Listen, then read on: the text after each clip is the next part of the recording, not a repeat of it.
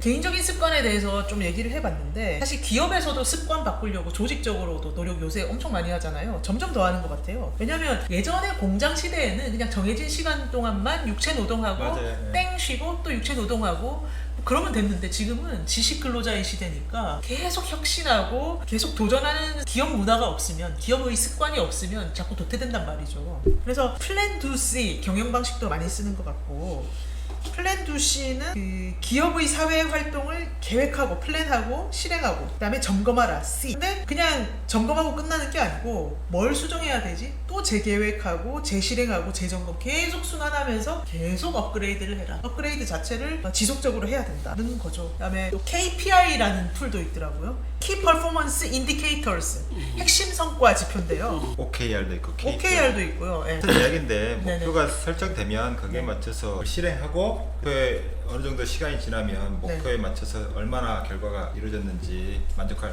만한 결과가 나타나는지 그걸 같아요. 그러면 충분히 가능한 거죠. 그러니까 목표는 기본적으로 시간까지 정해져야 되니까 네. 기간 동안 어떤 일을 어떻게 했을 때 어떤 결과가 나오고 이걸 점검하지 않는 네. 대한민국의 질문과 토론의 문화를 함께 만들어 가시죠. 내가 예전에 직장 생활할 그때는 사실은 팀별로 업무 일지라는 걸 썼어요.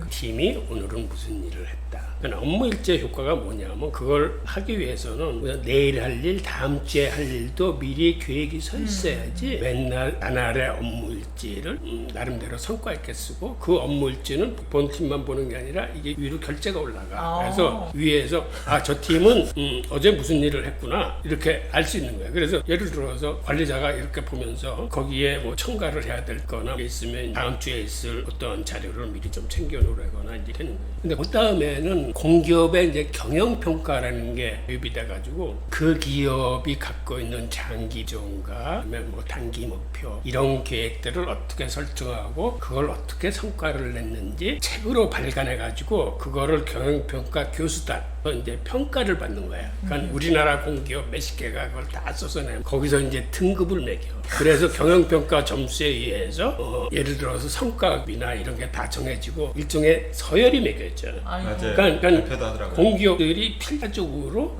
그 경영평가를 잘 받기 위해서 그 경영평가를 잘 받기 위해서는 우선 장기 비전이나 단기 목표가 분명해야 되고 거기에 얼마만큼 접근하고 성과를 냈는지 이 성과 도출도 확실해야 돼. 그런데 그거를 쓰는데 나중에는 MBA 출신들이나 교수단들한테 점수를 잘 받을 수 있는 그러한 접근 방식이나 요령으로 굉장히 중요해. 네. 그러니까 대부분 외국 대학에서 MBA 한 직원들 예를 들어서 그때만 해도 저 같은 저 직원 1년에 한 5명씩 MBA들을 보내댔어요. 그러니까 그 친구들이 돌아와서 팀에 들어가는 거야. 그래서 경영학 공부를 하지 않아도 그 경영평가 보고서를 쓰는 친구들은 이미 MBA에서 가르쳐준 모든 툴을 활용해서 보고서를 쓰는 거야. 그러니까 대학교에서 평가단에 입맛에 딱 맞는 보고서를 내야 돼. 네네. 그게 사실은 지금 플랜 두 C라는 기업에서 이런 방식을 쓰자는 게 거기하고 맥이 통하는 게 아닌가라는 생각이 들어. 만약 그거하고 맥락이 같다면은 사실은 장기 비전과 단기 목표를 잘 세우고 그게 현실적으로 성과를 낼 수 있는 방법이어야 돼. 그래서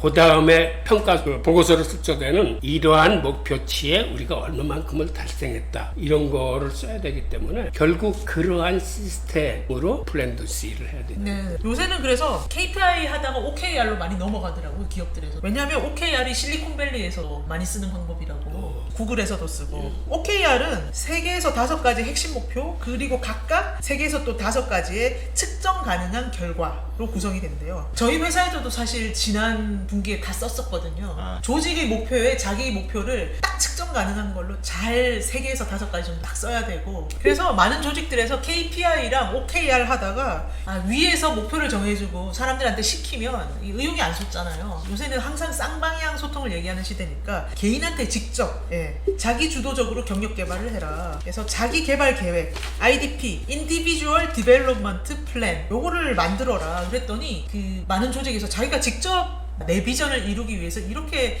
성장해 가겠다라고 계획을 쓰니까 사람들이 훨씬 교육도 많이 받고 자기 성장을 많이 하고 자기 개발을 잘 하더라는 거죠. 그래서 또 IDP의 시대가 됐습니다. 근데 요 IDP가 우리랑 되게 상통하는 것 같아요. 우리도 사실 코리안 탈무드 1차 시위 때 자기 비전을 정해라. 그리고 지금 이제 실천 습관을 만들자고 하는 건데 이거가 사실 IDP 안에 들어갈 것 같아요.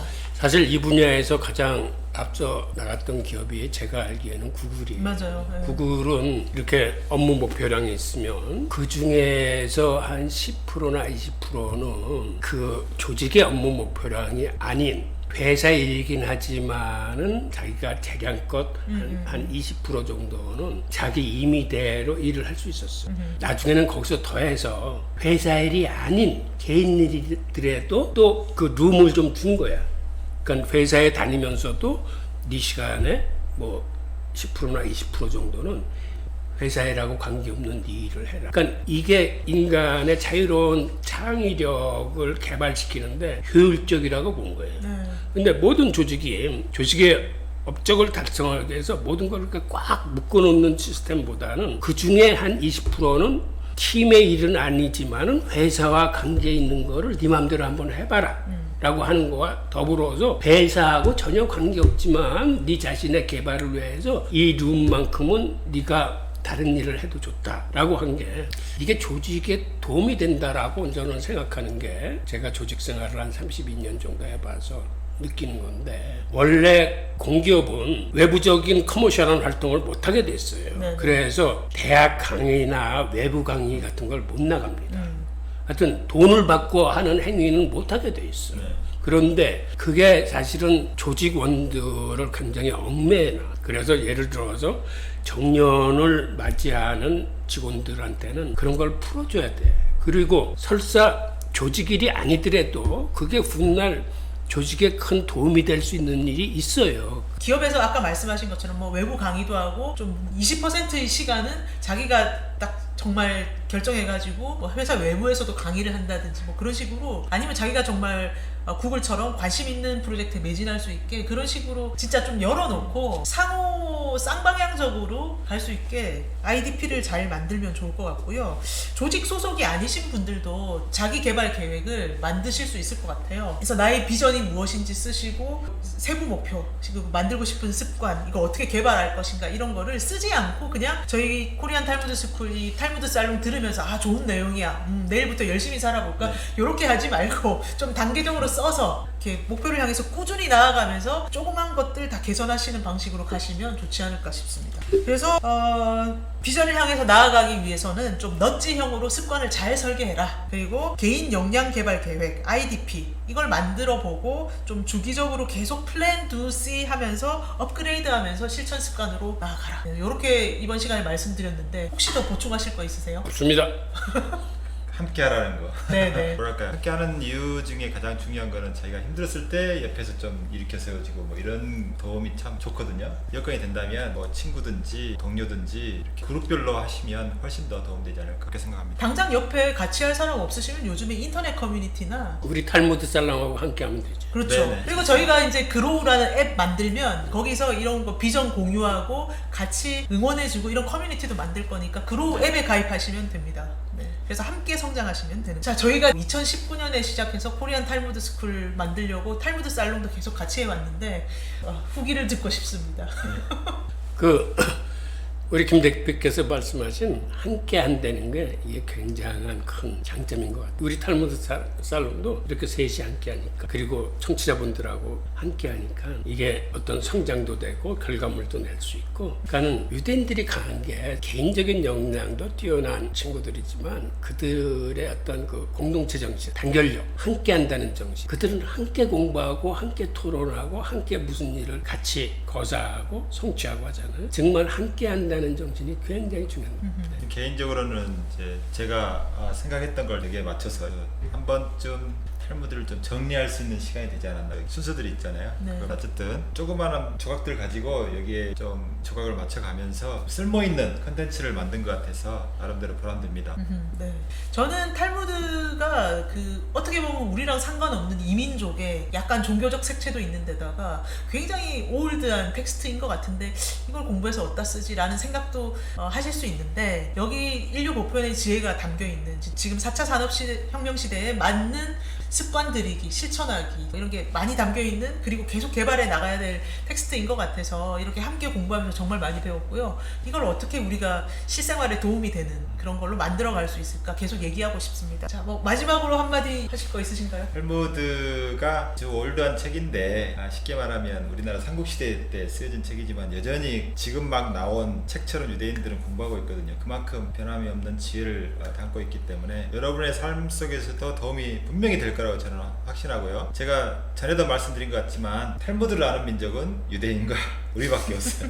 네. 일반 국민이. 네. 그렇기 때문에 이런 탈무드의 지혜를 캐내고 향유할 수 있는 거는 정말 유대인 외에는 우리밖에 없다는 것만 알면 우리도 혜택받은 민족이다. 그렇게 생각하시면 될 것 같습니다. 네, 그래서 그로우 앱 통해서 소통하셔도 좋고 저희 유튜브 댓글 달아주셔도 좋고 계속 함께 만들어가는 커뮤니티가 됐으면 합니다. 네, 여러분 어떻게 들으셨나요? 앞으로 계속 만나 뵙길 바라면서 좋아요와 구독과 댓글로 소통할 수 있기를 바라겠습니다. 감사합니다. 네, 감사합니다. 인류의 고전 탈무드를 통해 성장합시다. 탈무드 살롱.